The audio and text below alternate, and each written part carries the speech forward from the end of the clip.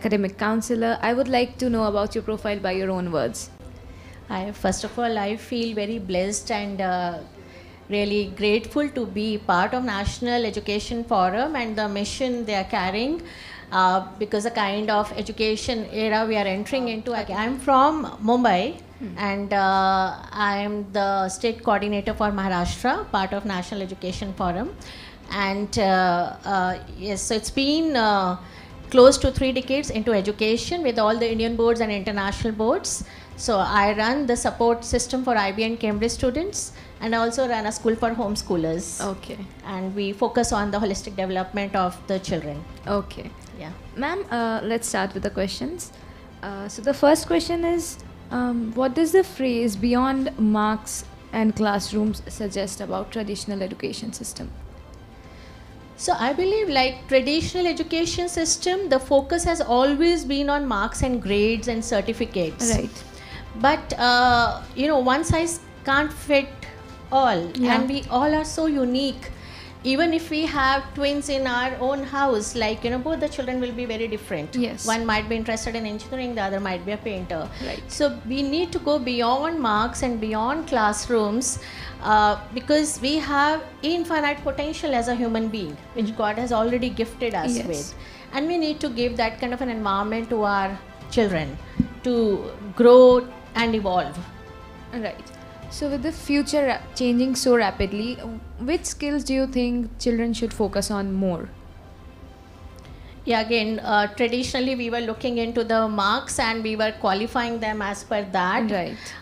But yeah, the way the future is changing, I think it's very, very important. Other than the skills we have always been talking about, communication skills, public speaking, financial literacy, money management, collaborative learning, I think the most important skill I feel is, even when we say AI, the how rapid it is changing now. Yes. I feel adaptability is really, really important. Students in today's era need to be very adaptable to the changing environment, and they are self learners, like Yeah. this generation. So we cannot put them into boxes, into courses of 3 years and 4 years. We need to be really at the pace of how education is changing, flexible and adaptable, and keep learning So with what's they have coming to up. adapt fast and keep learning. Absolutely. Right. So let's move on to the next question, ma'am. How can schools and educators support holistic development within their system? Like inculcate holistic development within their education system? So schools and educators, I think, play a very, very important role, because from the very beginning, I think 17, 18 years of a child's life is spent in an educational institute. And if we only keep directing them what to do, Yeah. we will not let them open their own creative mind and the Right. gifts and talents which the children already possess. But if we put it into the box, we are restraining that. Yeah. We are making it as a constraint for the growth. So schools and education system have to be very flexible.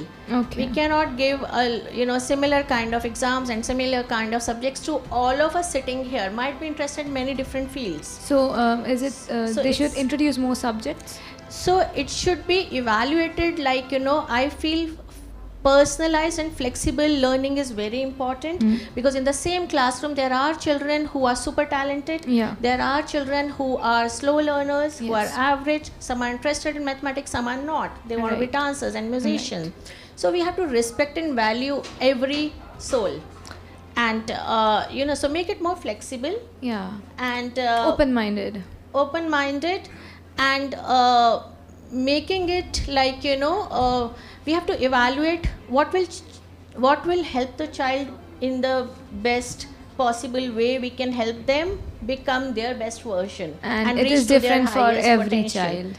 Yeah, so rather than we imposing the subjects in the schools and educational institute, we have to evaluate and see how we can help the child live their passion and follow their dreams, Right. and design the curriculum accordingly. Okay.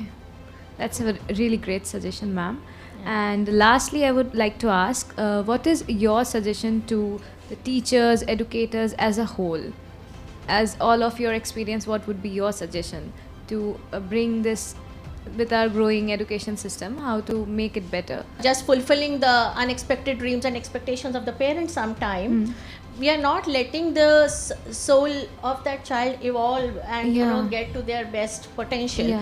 So after 30 years or 40 years of age, we have midlife crisis, and then even if we become engineers or we have been to Ivy Leagues and all, and then we come back and say we are not happy with that kind of a package or companies, and then we try to find our true happiness. Why not to start it from the beginning itself and help them identify their passion, make it more personalized, make it more flexible, then only the beauty of that child. It has to be more personalized, right? Yeah, best manner. And the consciousness is very important.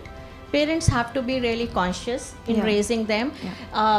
Just because the children are born in a certain family, it's not that they belong to us. Like, they are on their own journey. Exactly. So we have to truly accept, respect, love and support these beautiful souls. Ma'am, you have yourself mentored so many teenagers. What traits or challenges have you observed, or what do you think they need, which the society is not able to provide them? Yeah, it's been 3 decades with the children, especially the teenagers of Indian boards and international boards. I feel, again, as I mentioned, they are living the life of others. Either the societal conditioning to prove themselves, or the education system, whatever is been given to them, they're just following it. But there is something like following the rat race blindly. Yeah, it's just the rat race, it's just the competition and comparison, and just running. Yeah.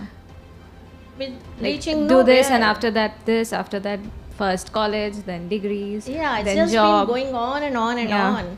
So we need to pause, we need to think, and these children, they need to be seen, they need to be heard, they need to be understood, and we have to provide that kind of an environment to them.